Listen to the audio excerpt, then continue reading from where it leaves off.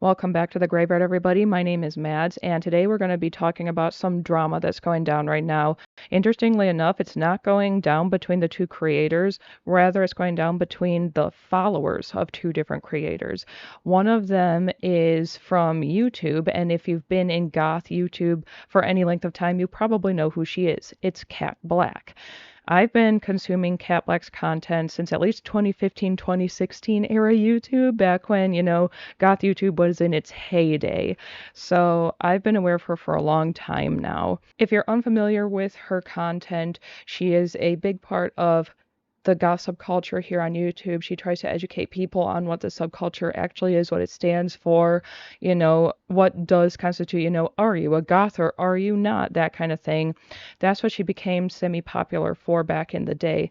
But she also does a lot of content around politics, being a black trans goth, as well as BDSM, and educating people on that so they don't accidentally, get into a situation where they could accidentally hurt themselves. The other person who's a part of this drama is a content creator known as Madeline Pendleton. Now, if you're mostly on YouTube, you might not know who this content creator is because they're predominantly on TikTok. They do have other social media platforms, but a majority of what they do is on TikTok. And their bread and butter is politics, particularly leftist politics. Now, every content creator who has a lot of followers has gone through some variety of controversy in their life. However, I have noticed, as someone who's consumed a lot of content from both of these creators, a majority of Cat Blaque's controversies or people's negative opinions towards her come from the fact that, one, she refuses to coddle people, especially when she's talking about politics, and the fact that just her existing in the world is inherently political, whether she wants that to be the case or not. She's not going to sit here and hold your hand and gaze into your eyes lovingly and speak softly and not hurt your feelings. Like, she's not going to raise her voice. She's not going to resort to name calling. She's not going to be outwardly nasty to you for no reason. She bites back if you bite first.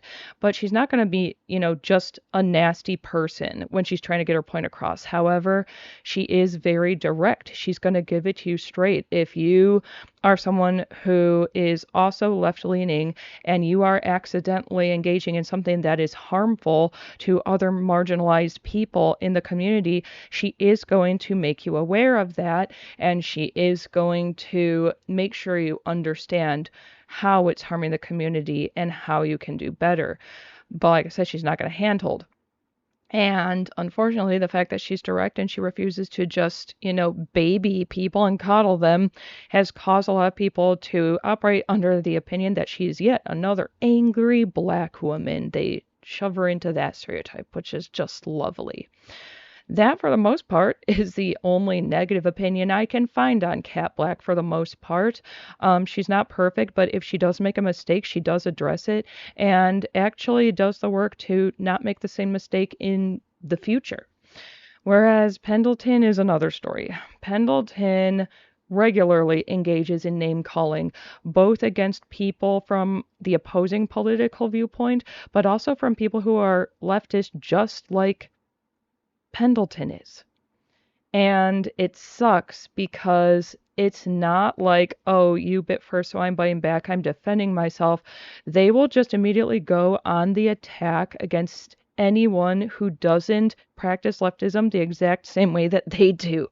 And that is inherently unhelpful to the community, not to mention the fact that several people who are marginalized, who are also left-leaning, have told Pendleton numerous times that another reason their brand of leftism is not helpful is because they constantly center themselves in whatever it is that they're discussing.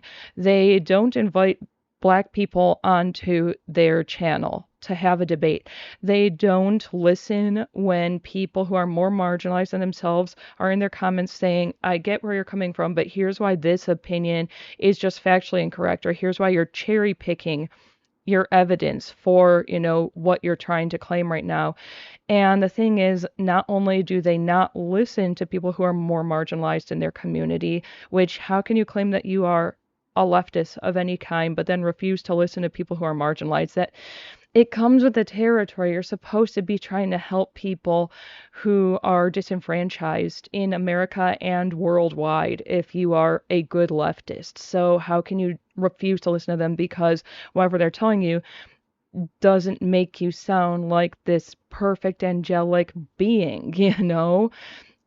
On top of that, when they have a back and forth with someone in their comments or another content creator, and these people are trying to say, here are all the reasons why what you're saying is wrong and why it's actually kind of harming the movement you're trying to be a part of, when they reach a breaking point where they have no more evidence to back up their claims and they know they're going to lose the argument, this is when they resort to centering themselves and being like, well, I am under the trans community. I'm non-binary and I have family in Palestine. Therefore, you need to leave me alone. And that's a shitty thing to do in an argument, again, whether it's with someone who's MAGA or someone who's another leftist, because it has literally nothing to do with the conversation that is currently being had. It is a quick way to get the opposing party to shut up because they know that if they try to come after you and say anything about, hey, don't weaponize the fact that you have Palestinian family or don't weaponize your transness right now in the current political climate, they're gonna sound like an asshole by default. Therefore, you've effectively silenced that person because they're too afraid to follow that up, even though you technically won no true argument because that wasn't a part of the argument to begin with. All right, kids, it's time for Professor Spock's logic lesson. Madeline Pendleton is pretty well known on the internet for their logical fallacies. They actually engage in many of them, but in this particular case, we're talking about the red herring fallacy because that is what is currently happening in this argument. So, a red herring fallacy is effectively when somebody tries to redirect a conversation because the argument is not currently going in their favor. They have no more statistical evidence to offer, so they have to try to distract the opposing party so they can either escape the argument or win it.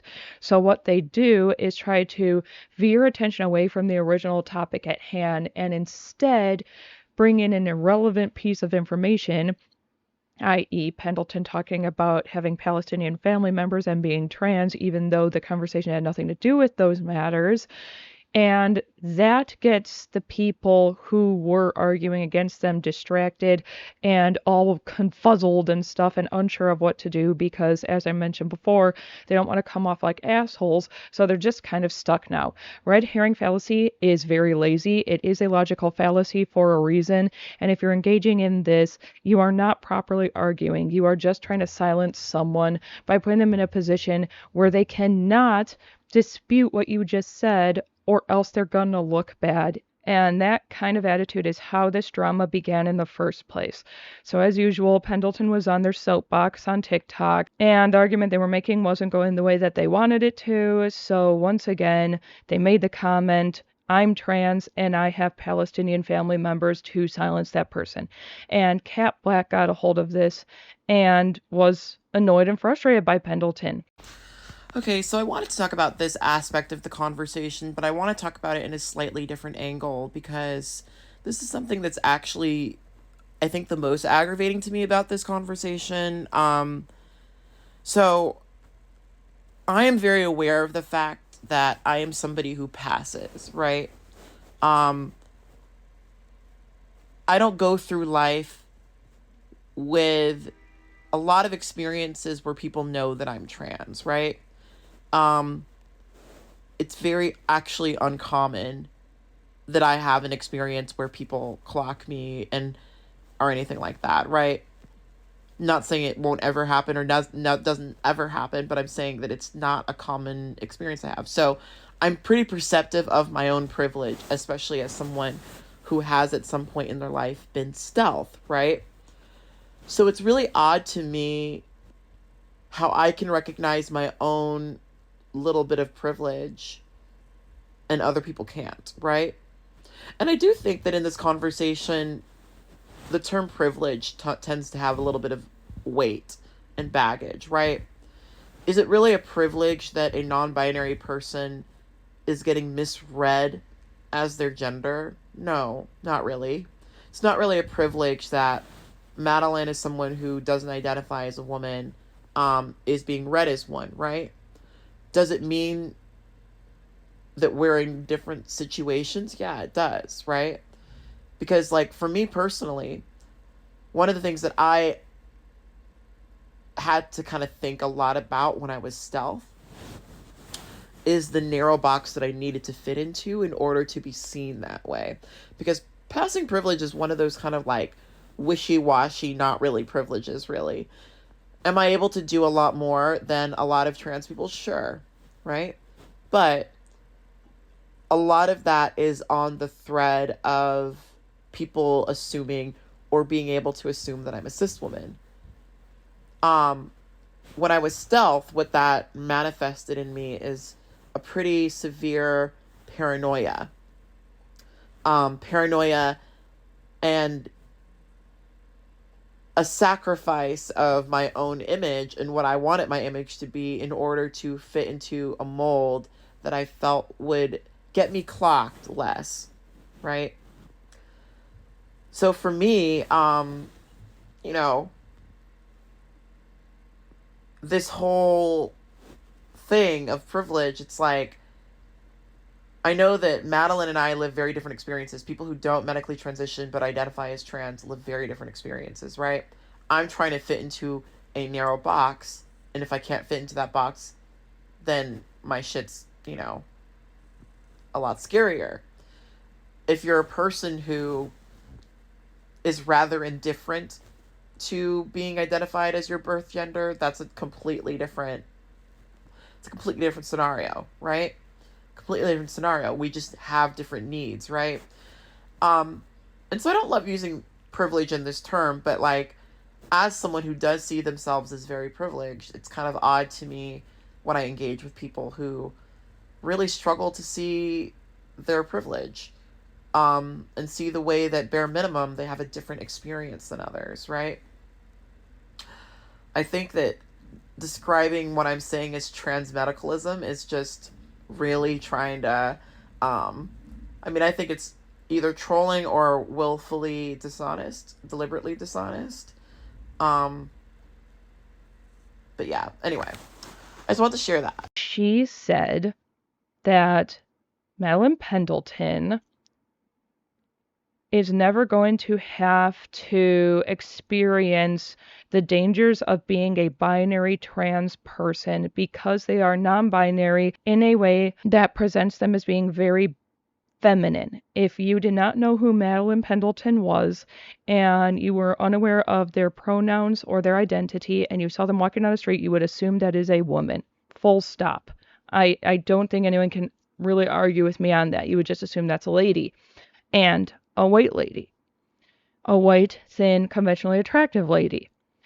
And that was the point Cat Blaque was trying to illustrate, that when Pendleton is losing an argument and tries to bring their marginalization into it and weaponize that to get the other person to shut up, something they're not understanding, and when they center themselves in their conversations about leftism, what they're not understanding is the fact that they are far from the most marginalized person in the community, and that non-binary people need to grow a thicker skin, because that is a fact for many, especially ones who present as binary feminine or masculine, regardless of pronouns and identity. And oh my God, Pendleton's followers freaked the hell out over that. It got rough in Kat's comment section, and it's still rough. She has since ended the conversation. She's over it. She's done. She's said her piece.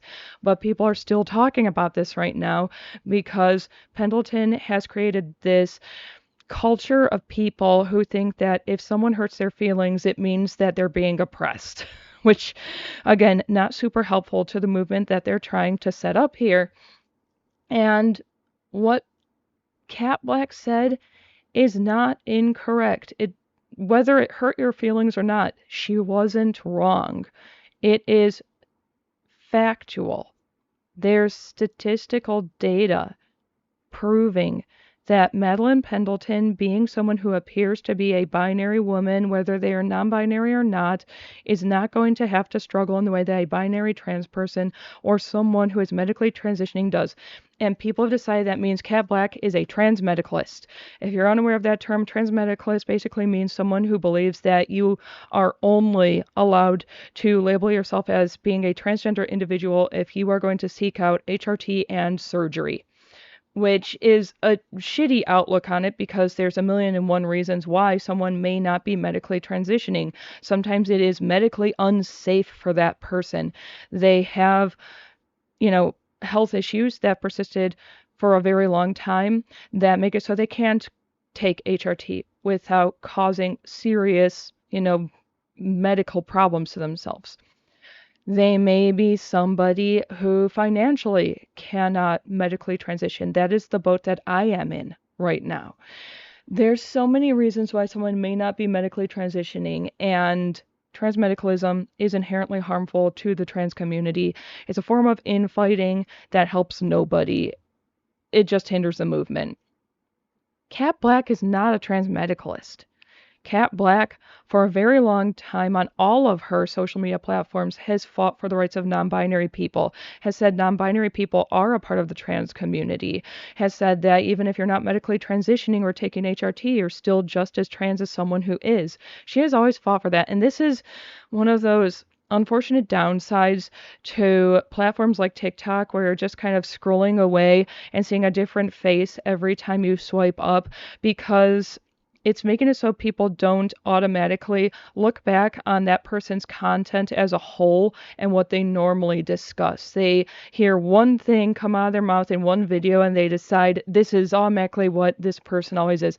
Now, this does happen on YouTube also, pretty regularly actually, but it happens even more on TikTok. And I think a lot of us just need to take a step back sometimes and go, before I decide that I know everything there is to know about a person based on what they just said in this one video that I don't like very much, I should probably go back and look at their content as a whole and decide whether or not I actually align pretty heavily with this person. But no, they didn't do that. Instead, they just labeled her as a transmedicalist because she spoke up against Pendleton. Now, I want to use Kat Blaque, myself, and Madeline Pendleton as a way to illustrate to you the different tiers of marginality, because this is something a lot of Pendleton's fans don't seem to be understanding. Madeline Pendleton is someone who is marginalized. Kat Blaque was not disagreeing on that front. Being non-binary means you're marginalized in the United States right now. They are making it so that it's near impossible for us to have IDs and passports, regardless of gender identity. They claimed, okay, if you have an X marker on your passport, you need to have it changed back to whatever your gender you were assigned at birth was, which already is inherently harmful towards non-binary people.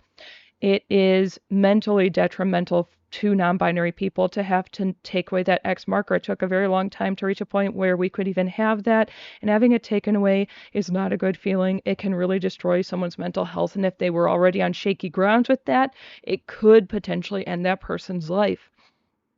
And then on top of that, what they said was a complete lie. People have gone back and said, okay, I'm not happy about this, but here's the incorrect gender marker, but what the US government considers correct. Can I have my passport now? They've been detained, they've been questioned and treated like criminals. They have been told to leave the office of whoever they were talking to, or they would be arrested. And some of them have still not gotten their documents back, their passport, as well as all the documentation you need to even obtain a passport, which is horribly dangerous. They're effectively trying to trap us in the US while simultaneously dismantling our human rights. So yes, if you are non-binary, you are marginalized here. However, because Pendleton is someone who would be generally clocked as a binary non-trans person, they carry a degree of privilege that someone who is medically transitioning does not have, especially if you're like early or mid transition. Now, this is where, here's the tier levels. There's Pendleton at the top, myself in the middle, Cat Blaque at the bottom. We're going to explain why. So, like I said with Pendleton already, Pendleton appears as a binary woman. They are not a binary woman, but that is how they appear. That is how they choose to appear and present themselves. Which means that, generally speaking, if they're just going about their daily life, people are going to leave them alone, not clock them as being part of the trans community, and therefore most of their rights will not be violated. They will not be at high risk of a hate crime. They will not be at high risk of losing something like the ability to get health care. Yes, it is harmful that if they use an X-gender marker, that is being taken away from them, and that is horrible, and I don't think anyone deserves that. But that is as far as what Pendleton is currently losing goes. The gender marker may disappear. Other than that, there's the typical transphobia if they choose to out themselves as being part of the trans community, but beyond that, like, they have to physically say, I am trans, otherwise people do not know. Now you have me. I am more marginalized than Madeline Pendleton as a non-binary trans person. Now, I go by the label trans non-binary, but it doesn't fully fit who I am. It's just easier because I am someone who does want to medically transition. I consider myself a guy. I actually go by Brennan amongst many friends now, but I'm still fine with Mads. Mads is, kind of a gender neutral name, so it doesn't bother me in the slightest, regardless of which one you want to call me. I only very recently realized I want to medically transition. I want to find a therapist so that I can get on HRT, a low grade of it at some point, to lower my voice ever so slightly. I want to get some surgery to alter my body so that it better suits how I feel I am on the inside. And I also have been working on vocal training to try to sound slightly more masculine, or at least androgynous mask. This does not make me more trans than Madeline Pendleton, not by a long shot. But I have now, depending on how I'm presenting when I leave my home, been clocked as being a guy or a girl when I'm out in public. And sometimes people can't tell. And when they can't tell, they get big mad. They hate the fact that they aren't sure what is in your pants, even though it's none of their fucking business. And it's kind of creepy that they're thinking about that with regards to a perfect stranger who's just out trying to buy eggs that aren't $50 right now. It is more dangerous inherently for me to exist outside of my home than Madeline Pendleton because of the fact that people can't always tell what gender I am. It is more dangerous for me to exist out in public than it is for Madeline Pendleton because if I am presenting more mask like I am today and someone says good morning to me and I say good morning back, and my vocal training isn't perfect, so maybe I sound a little more feminine than I mean to, there is automatically a target on my back that there isn't on Pendleton's because they're going to go, how come it looks boy but sounds girl? This is wrong. Red alert, time to be a MAGA transphobe. As soon as someone assumes that I am trans based on how I sound or how I look because I don't fit into the binary that they've created in their minds for me, I am at more risk of hate crimes, and I am at more risk of my rights being violated as an American citizen because not only am I having the same problems Pendleton might with regards to my ID and my passport and my documentation, but at the same time, they've already come for my medical rights in the U.S. Now, I live in a blue state, but the fact of the matter is they can try to make this stuff go down on a federal level if they really want to, and stuff being left up to the state isn't as positive as people seem to think it is. It means it's technically not just a basic human right in the U.S., and that is fucked. They've come mostly for transgender use so far, but they've made it clear they're not stopping there. They don't want trans people to exist at all. They will likely try to ship us off to those wellness farms. Let's face it, that's basically them wanting to institutionalize anyone who doesn't fit what they think the perfect American citizen is. Or they're going to try to come up with reasons that we are illegals and we have to be shipped off to Guantanamo or something. They're taking away our ability to medically transition if it's something that we need to do for ourselves, which I can't understand. How does what I do with my personal body impact your life in any tangible way? I really need someone in MAGA to explain that to me with facts and statistics and real evidence, not your feelings and your opinions. If I medically transition, if I take testosterone, if I get top surgery so I can feel more comfortable in my own body, how does that impact your life in any conceivable way? I'm not doing talks in like elementary schools. I'm not telling children to transition. I am simply living my personal life. And I don't have to necessarily talk about being trans on the internet for people to find out. They were going to find out when they looked back on my old content on YouTube and I had like a bra on, um, a goth dress and a bunch of feminine makeup, and suddenly I started dressing more like a dude and my voice lowered. They were gonna figure it out. And again, this is a way I'm more marginalized than Pendleton is because my voice is going to continue to drop throughout my life as a result of vocal training and HRT that I need for, my own life. Pendleton's not gonna have to deal with that. Now, Cat Blaque is even more marginalized than I am because, yes, she's going through similar stuff that I am. And then Cat Blaque is a black trans woman. And the fact of the matter is, while all trans people are at risk, and while all LGBTQIA2S plus people are at risk in the United States as well as in other countries, no one is as much at risk as black trans women. I have been preaching this for a very long time across all my social media platforms. They are most at risk. If you want some statistics and some real world data on this to prove what I'm saying, look no further than the Human Rights Campaign. They keep this up to date as much as they can. They try to put in every hate crime and every murder of every queer person every single year. And a vast majority of them are black trans women. Not only are they more often the victims of hate crimes and murders just because of the fact that they're black trans women, their bodies are often desecrated after death. They can't even rest in peace after they die. They are thrown in dumpsters. They are burned.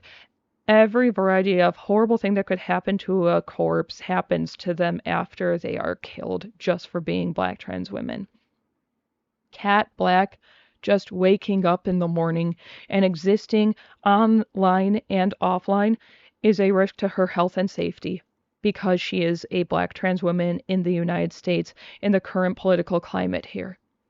That is something that no matter how marginalized Pendleton is, they will never be able to understand.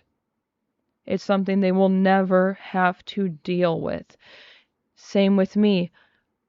I can say it's difficult as a trans individual in the United States right now. It's very scary. I hate the fact that every morning I have to wake up and wonder if another one of my human rights is being violated. But at the end of the day, when I go in public, yes, I'm in a wheelchair. Yes, I am a trans person. But at the end of the day, the first thing people are going to clock about me is my skin color. The fact that I'm a pasty white person, that gives me privilege above the black trans community.